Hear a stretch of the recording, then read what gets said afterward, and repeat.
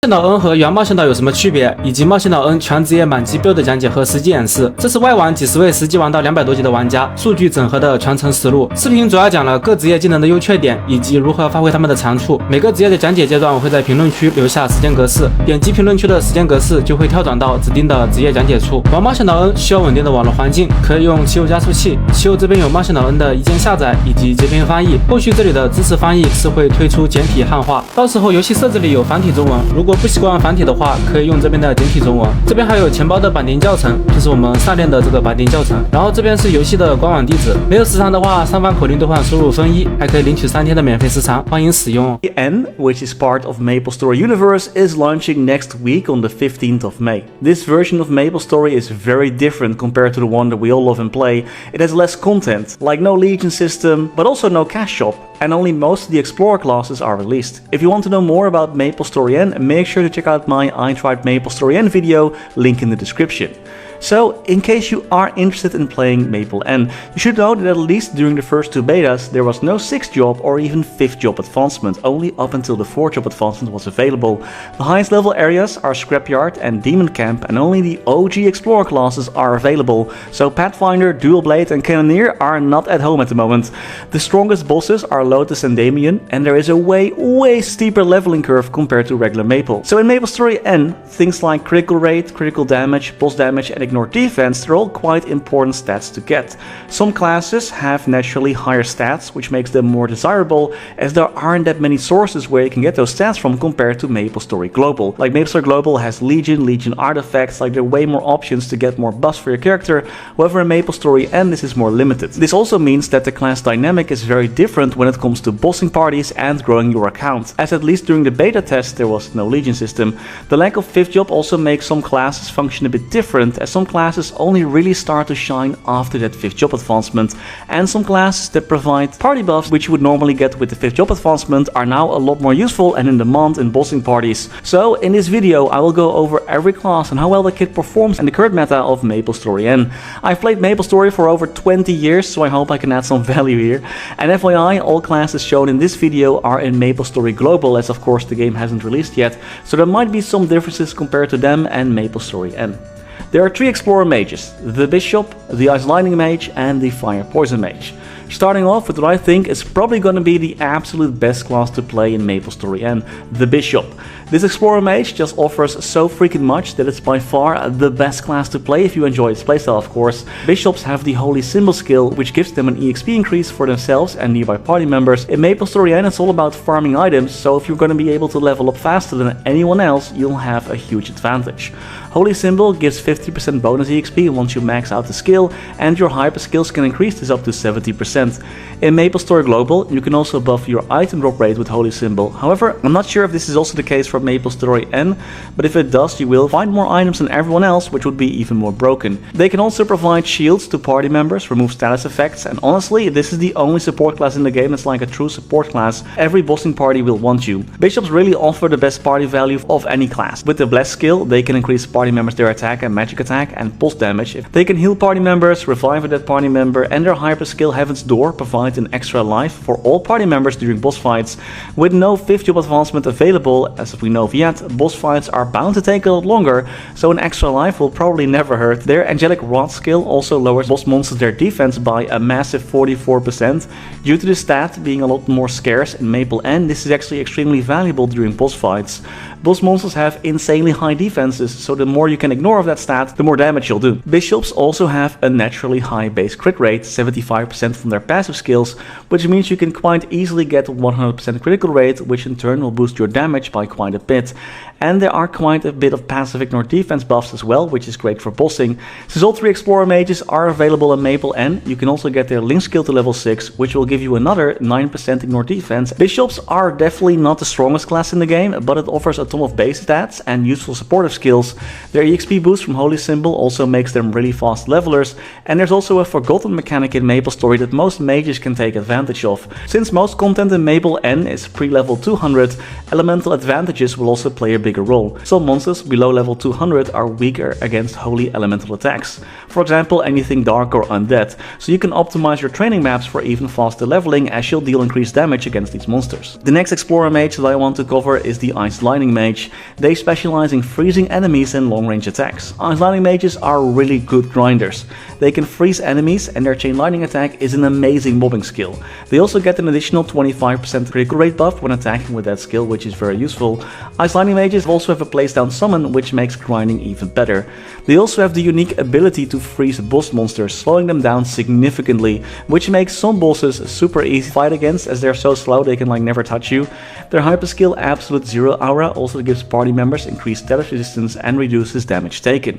They have relatively high ignore defense among the Explorer classes, and they are one of the only 2 Explorer classes who has their own bind. Once Fate Job gets released, every class will get a bind, but until then, this class and the Paladin are the only Explorer classes that can actually bind the boss, which will hold the boss in place for a few seconds, making it easier during the boss fight to pull off your burst. With the downside for this class being that they have to hold down their freezing breath to actually bind the boss. This is also their invincibility frame skill, so they can't get hit when that skill is active. So there isn't much safety per se, but then again, there isn't much safety for anyone when there is no 5th job advancement. And the skill also debuffs monsters as well, by the way. Overall, this is a very powerful class with some utility and an amazing grinder, and there are plenty of monsters weak to ice and lightning elemental attacks as well. The third and final Explorer mage is the Fire Poison Mage. This class is an interesting case in Maple N. It's a very powerful DPM class in MapleStory Global. This class was for the longest time regarded as one of the strongest classes in the game. They are really good grinders though, and train especially well in flat maps thanks to their creep and toxin skill, which leaves a poison trail that can be detonated by using flame attacks. This class also has various skills with cooldowns between 10 and 50 seconds that want to be kept in mind to deal optimal damage. Their Flame Haze skill also has a unique debuff that makes the boss monsters untouchable, which means they no longer deal touch damage, so when you run into them they don't actually do any damage anymore, which can be quite useful for some of these early game bosses. They also have the lowest amount of base ignore defense out of all 3 mages, and they work quite well with cooldown hats to reduce the cooldown of their skills even further. However, that will be quite an investment, which will definitely pay off once the 5th job advancement gets released. It's a powerful class though, and if you enjoyed keeping track of all the cooldowns to deal optimal damage, it could be an interesting class for you. This class is also a bit of a glass cannon with no built-in safeties, at least not until their 6th job advancement, and also there are plenty of monsters that are weak to fire, making the grind to level 200 just a bit more bearable. There are 3 Explorer warriors, the Hero, the Paladin and the Dark Knight. All 3 of them can remove buffs from boss monsters every 60 seconds with their Magic Crash skill, which can be considered quite useful in the current meta. The Hero class specializes in damage and close range attacks. They have a very useful dashing skill where they can zip to nearby monsters, making them the most mobile out of the 3 warrior classes. They are considered very powerful thanks to all the additional final damage that they get from their combo orbs. Their mobbing isn't too bad with their puncture skill, and they get a nice 50% ignore defense thanks to their passives. They are at their best when they're using two-handed swords, and once the 5th job advancement is released, this class will be even more powerful. It's a very straightforward and very simple class that just deals a lot of damage. The Paladin is the supportive tank out of the 3 warriors. They can generate shields to take reduced damage, give party members a buff so they also take reduced damage, and then get a chance to guard attacks. They can heal themselves, revive dead party members, bind bosses, and their Noble Demand skill is a powerful debuff that reduces monster attack and defense by a massive 50%, and it reduces their accuracy by 50% as well for a shorter duration. This will be again a super powerful debuff in the current meta where sources of ignore defense are scarce, and with their hyper skill Sacred Sanctity they can become invincible for 30 seconds. If you don't like dying, this is your class. Their Commodore's buff increases the skill levels of party members' their skills even above their max level, which means everyone gets a damage increase. It's quite useful. But again, also here, once the 5th job advancement gets released, everyone can get that buff. But for now, it will be Paladin exclusive. They aren't the best damage dealers though. They aren't that bad either. It's not like old school Paladin. Their additional attacks on their bossing skill Blast helps a lot as well. And their Heaven's Hammer skill makes mobbing very easy, as you can use it quite often. Dark Knights are a bit of a mix between tankiness and damage. They don't focus on taking reduced damage like the Paladin, but instead they focus on dealing damage and increasing their damage based on how much HP they have.